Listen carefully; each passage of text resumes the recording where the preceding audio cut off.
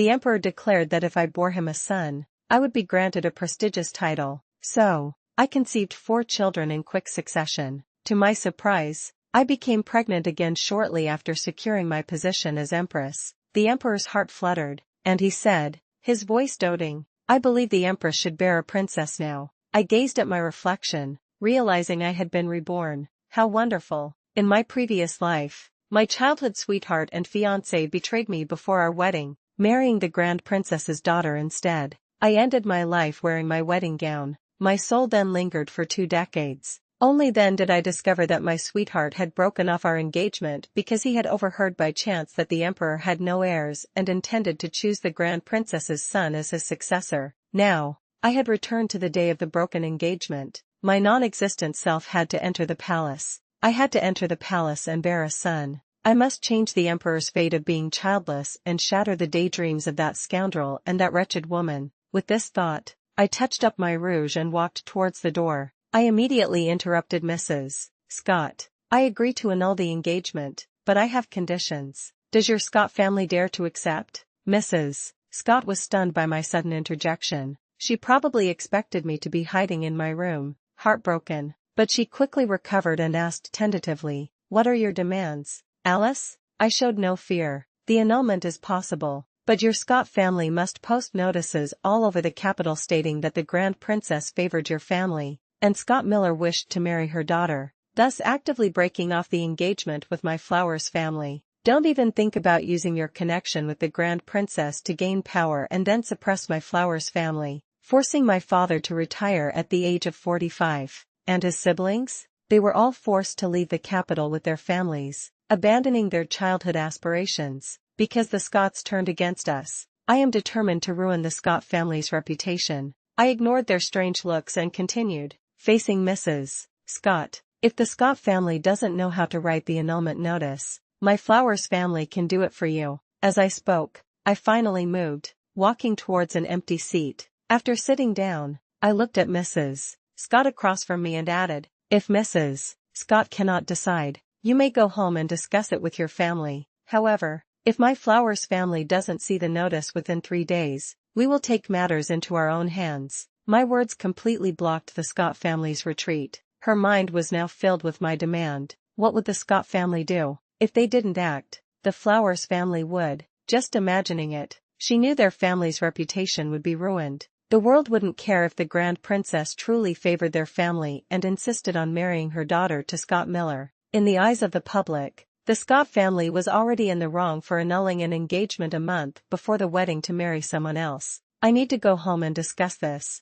I wasn't surprised by Mrs. Scott's choice. Similarly, I could guess what the Scott family would do. Looking at Scott Miller, who stood before me within the hour, my expression remained the same as when I faced Mrs. Scott. "I've said everything. The annulment is possible, but your Scott family must widely distribute notices stating that your Scott family actively proposed the annulment to marry someone else." Scott Miller looked troubled, wanting to speak but hesitating. "Alice," I looked at Scott Miller's feigned affectionate demeanor and sneered inwardly, though my face remained expressionless. "Are you going to tell me that breaking off the engagement wasn't your intention?" As I spoke, I stared directly into Scott Miller's eyes and continued, "Or should I go beat the drum of grievances?" At these words, Scott Miller knew there was no room for negotiation, although he was inwardly confused as to why I, who had once adored him and had been completely devoted to him, had changed so much. At that moment, Scott Miller only dared to scheme about the marriage. He still didn't dare to commit murder. Scott Miller's return from the Scott family, the person most likely to persuade me, meant that if the Scott family wanted to marry the Grand Princess's daughter,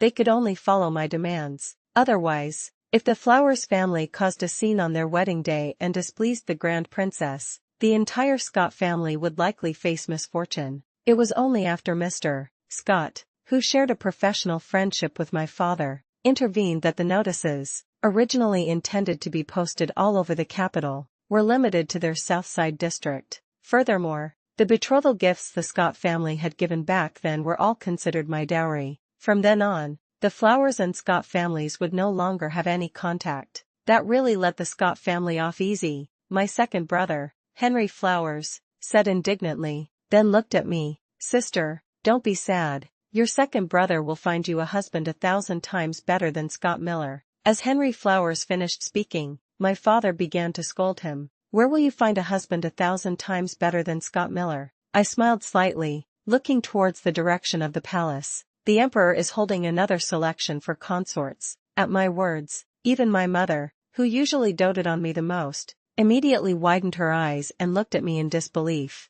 I remained unfazed by everyone's stares. "Don't look at me like that. I want to enter the palace and participate in the selection. Besides the difficulty of remarrying after a broken engagement, another reason is that I don't trust the Scott family." As soon as I finished speaking, father looked at me and shook his head. "Alice, your Uncle Peterson has already promised your father." "What kind of Uncle Peterson is he?" My mother, sensing my father's tone, became displeased and widened her eyes. "You're the only son your parents have. Where does our nanny get an uncle from?" My mother's outburst silenced my father. Although my father was now a fifth-rank official, in front of his wife, he was still the same poor young man who had fainted from hunger outside the Peterson family's door 30 years ago. My mother looked at me. "Alice, tell mother, why are you so determined to enter the palace for the selection?" "Just as I said," I replied, "we've humiliated the Scott family this time. For a short while, they won't do anything, but once people forget about the broken engagement, they will surely seek revenge. Most importantly, the current emperor is still without an heir. If I can bear him a son after entering the palace, then our Flowers family will no longer fear the Scott family." As I said this, my second brother, Henry Flowers, quickly blurted out, "You know the emperor is still without an heir. Everyone says." Here, my second brother pointed upwards with his finger before continuing, "Everyone says that His Majesty cannot have children, which is why none of the more than 20 consorts in the harem have borne a child." Although only my second brother spoke, the expressions of the other Flowers family members showed they shared the same concern. The Great Yu dynasty had been founded a century ago, and throughout its history, emperors had struggled with heirs. However, an emperor nearing 30 with no sons or daughters was truly unprecedented. Yet, I knew the current emperor was childless due to poison, but he possessed a mystical spring gifted by a celestial being. Speaking of the celestial being and the spring, I must explain why I returned. This story begins on the day of my broken engagement. After the engagement was broken in my previous life, perhaps because I ended my life wearing a vibrant red wedding dress, my soul lingered in the capital after death, unable to depart. One day, as I floated above the capital as usual, a 7-colored rainbow light descended. I tried to dodge it, but I couldn't move. Then I heard a celestial being say, "There's a resentful spirit here." At the time, I was terrified, thinking the celestial being would disperse my soul. To my surprise, the celestial being spoke again.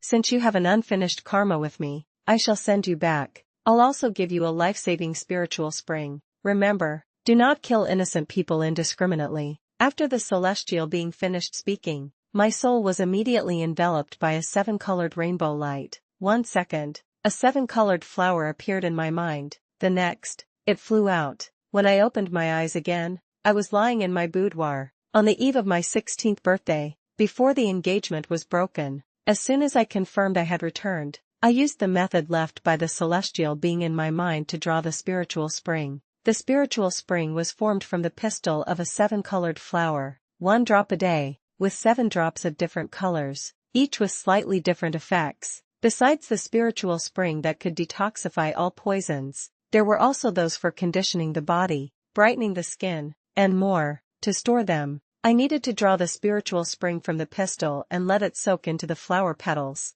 That night, I began to test the effects of the spiritual spring. My skin became fairer and smoother. Even my family members, who shared a pot of tea with just 1 drop of the body-conditioning spiritual spring, looked increasingly radiant. This is why I was certain I could bear an heir for the emperor. This was my courage to enter the palace. After my mother confirmed my intention to enter the palace, she immediately looked at father. Father then said that as a 5th-rank official, I, Alice, did not qualify for the selection. In desperation, my mother told father, "Tomorrow, I will go with you to visit your mentor." The mentor my mother spoke of was not only my father's mentor but also an elder from their village. Now, the mentor had risen to the position of Secretary of the Department of Household Affairs. Upon hearing my mother recount the events with the Scott family, the mentor slammed the table in anger. This Scott family is truly overbearing." After saying this, she looked at my mother and asked, "Does Alice truly intend to enter the palace? How dare I deceive you, mentor? Alice is also someone you watched grow up. You should know her character," my mother said. Mr. Lin, the Secretary of Household Affairs, nodded. "I already know about this matter. Although Ted's official position is somewhat low, a fifth-rank official's daughter is perfectly eligible to participate in the selection." After saying this, Mr. Lin smiled. "Furthermore, I have a daughter who hasn't entered the palace, and my 2 granddaughters are already married. Now that Alice wants to enter the palace, I, her esteemed senior, will naturally support her." The most important point was what Mr. Lin just thought: our family has abundant descendants. She just needs to let her wife mention this to her sister, the Empress Dowager, and the Empress Dowager will probably be interested. And indeed, that's what happened. Mrs. Lin entered the palace the next day and mentioned the number of descendants in the Flowers family, and the Empress Dowager was immediately intrigued. "Is the Flowers family truly so prolific? Sister, why would I lie to you? Ted Flowers is my husband's most trusted disciple. He has 4 sons and 2 daughters, 10 grandchildren, and 3 granddaughters. They are truly a family capable of bearing many children." After saying this, Mrs. Lin leaned closer to the Empress Dowager and whispered, "And Mrs. Flowers, my sister, comes from a family of pig farmers. Think about how many piglets a sow can bear." Although Mrs. Lin's words were a bit inappropriate, it was just her and the Empress Dowager, and their relationship was close, so she didn't hold back. The Empress Dowager was completely swayed. She only waited to tell Emperor Julian about this. Emperor Julian, after hearing about the matter and sending people to investigate the situation between me and Scott Miller, agreed to let me enter the palace. In Emperor Julian's view, even if I still harbored feelings for Scott Miller, it didn't matter. As long as I could bear him a son, he was willing to accept me. What's more,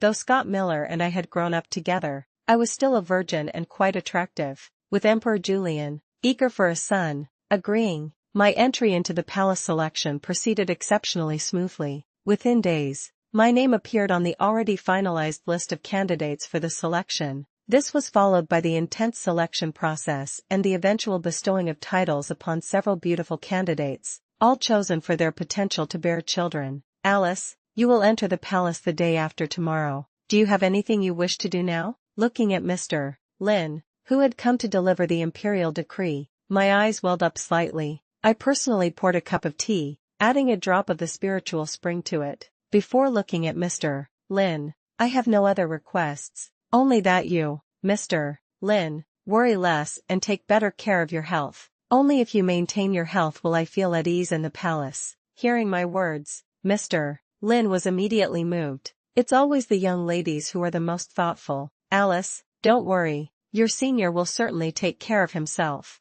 After speaking, he drank the cup of tea in one gulp. Watching him drink the tea with the added spiritual spring, I finally exhaled. In my previous life, 3 months later, Mr. Lin had died of rage after his trusted subordinate embezzled disaster relief funds, leading to a public outcry from political rivals that caused him to cough up blood. Subsequently, several of his nephews closed their doors to mourn, and my father, losing his support in official circles, was suppressed by the Scott family, lost his position, and returned home. 3 months. I gave myself a deadline. Within 3 months, I must find a way to establish myself firmly within the palace. 2 days later, on the same day the Scott family was celebrating their marriage to the Grand Princess's daughter with gongs and drums, I entered the palace with 2 chests of dowry, specially permitted by Emperor Julian. Emperor Julian had chosen 5 beautiful candidates to enter the palace this year. Compared to previous selections, these 5 women were not of high birth,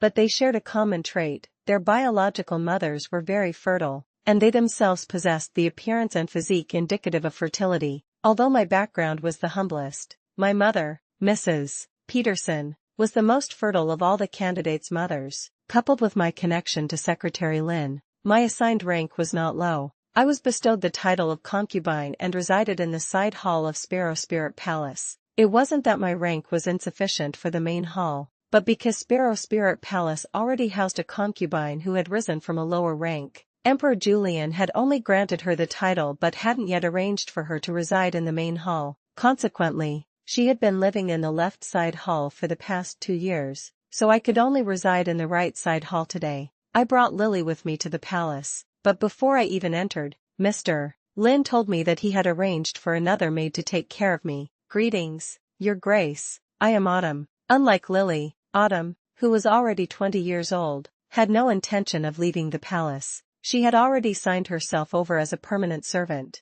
As soon as I saw her attire, I understood why Mr. Lin had made this arrangement. Please rise quickly, I instructed Autumn. After she stood up, I continued, Lily is busy tidying things. You should go and supervise her later. After saying this, I was about to ask about the current situation in the palace when hurried footsteps suddenly echoed from outside the hall. Concubine Flowers, the young eunuch, Jack, looked excited as he announced, Little Jack just sent word, His Majesty has summoned you to attend to him tonight. As soon as he finished, Autumn's eyebrows slightly furrowed. I initially thought there was something wrong with me being the first to serve the emperor, but Autumn quickly continued, Your Grace, although you've won the first favor, you might be tired for tomorrow's visit to the Empress Dowager. After saying that, Autumn quickly added, Your Grace, did you bring any loose silver? Hearing Autumn's question, I immediately understood her meaning, and at the same time, I couldn't help but sigh, thinking that the struggles within the harem were indeed almost non-existent.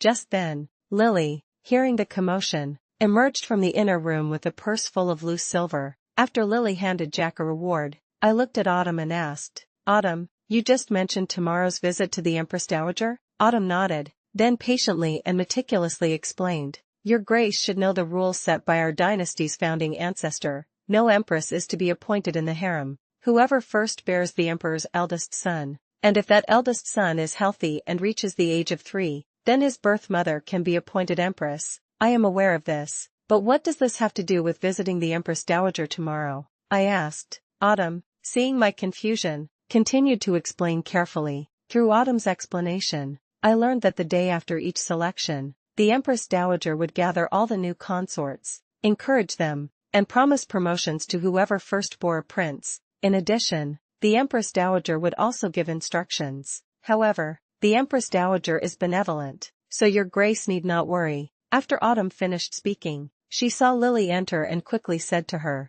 Your Grace will be serving the emperor tonight. We should prepare her for a bath now. Lily had been thoroughly instructed by the Flowers family before entering the palace, knowing that she was young and couldn't handle the duties of a head maid by her mistress's side. Therefore, as soon as Autumn spoke, she listened carefully and quickly began to make arrangements as instructed. At twilight, Emperor Julian, having finished his day's work, bathed and changed in the Phoenix Palace before being carried by palanquin to the Sparrow Spirit Palace. In the side hall of Sparrow Spirit Palace, I had prepared everything to welcome Emperor Julian for my first night of service. Emperor Julian was 29 this year. In comparison to his ancestors, who rarely lived past 50, he had already lived more than half of his life. This was why he was so anxious. Although his ancestors had all struggled with heirs, they had at least one son. He, however, had yet to have a single child, be it a son or a daughter, or even a pregnant consort. He knew there were already whispers in the imperial court that he had a medical condition, which was why none of the concubines in his harem had conceived, although he didn't want to admit it. Emperor Julian himself had harbored doubts. This was the 4th selection since his ascension at 17, and he felt it should be his last. If no one in the harem conceived within 3 years, he would have to choose an adopted heir. With these thoughts, Emperor Julian entered the side hall of Sparrow Spirit Palace. Looking up, he saw me standing at the door, welcoming him. Tonight, I wore a crimson bustier and a long skirt, covered by a moon-white robe adorned with pink butterflies. My dark hair was half down, half up. My jewelry was minimal, but even with just a few pieces, I didn't appear too plain. My figure was simply too outstanding. With just one glance, Emperor Julian confirmed that I had ample curves in all the right places, not at all like a 15 or 16-year-old girl. When he raised his gaze, he saw me smiling faintly at him. Suddenly, Emperor Julian's restless heart was instantly calmed. My beloved consort, you may rise. As he spoke, Emperor Julian quickly stepped forward and helped me up from my bow. After helping me up, Emperor Julian's hand did not let go but instead rested directly on my waist. Feeling its slenderness, from the moment Emperor Julian arrived, I was certain he was very pleased with my figure. In truth, my original appearance and figure were already quite good. My eyes, which were large and bright, were the most appealing feature of my face, and my waist, the most outstanding part of my body, was slender enough. Moreover, for over a month now, I had been regularly consuming the spiritual spring. Although my appearance hadn't changed drastically, my skin had improved significantly. As for a woman's proud curves, they had also seen pleasing growth this past month, not at all inferior to those of mature women in their early 20s. In the 20 years I spent as a ghost in my previous life, I saw countless types of men. After 20 years of occasional observation, I realized that women like me, with an innocent face but a good figure, were the most attractive. Emperor Julian's reaction confirmed my suspicions. I don't know how other women served Emperor Julian, but I kept my mother's teachings firmly in mind. Though it was my first time, I wouldn't be shy when it came to cooperating and taking initiative. After the storm subsided and we had cleaned ourselves, I lay quietly, embraced by Emperor Julian on the bed. I surmised that Emperor Julian must have been pleased tonight. Emperor Julian was indeed pleased. What began as a mere act for the sake of an air gradually transformed into something more, because he was in a good mood. Emperor Julian did not immediately get up and leave. Instead, he pondered for a moment before slowly asking, "Did you enter the palace voluntarily?" I didn't know why Emperor Julian asked this, but I sincerely nodded. This concubine entered the palace voluntarily. After saying this, I paused for a moment before continuing. "Your Majesty must have heard about this concubine's previous engagement." Emperor Julian did not answer. I wasn't in a hurry and continued. "This concubine's engagement was broken last month." Besides anger, I was more worried about my family. Hearing Emperor Julian's questioning voice, I hesitated for a moment, then chose to tell the truth. That person latched onto the Grand Princess. If this concubine were to wallow in self-pity, and meekly accept their wishes, or do something that would pain my loved ones, wouldn't that just make things easy for them? Emperor Julian truly hadn't expected me to say such a thing. He had thought the young woman would come up with a reason related to her profound love for him to enter the palace, but instead, she spoke such words. Was this boldness or an inability to lie? Thinking this, he directly asked, "Are you not afraid I'll be angry by saying these things?" Hearing Emperor Julian's question, I, who was originally lying in his embrace, suddenly turned over, propped myself on the bed, and blinked my bright almond eyes at Emperor Julian. "Your Majesty is the Emperor, and I am merely a concubine. I don't think I can hide anything from you." I paused, then quickly continued, "But I don't want to lie. You are the Emperor, and I don't think I can hide anything from you." Finally, I looked timidly at Emperor Julian. Just when Emperor Julian thought I wouldn't speak again, I firmly stated, "Your Majesty, this concubine wishes to bear you a son, so that one day they will kneel before this concubine and dare not rise." Emperor Julian had had many women, but never had a woman said such words to him on the first night. Although his purpose in choosing them to enter the palace was indeed to bear sons, it was the first time he had encountered someone who dared to speak like this on their first night of service. Thinking this, he looked down at my delicate face,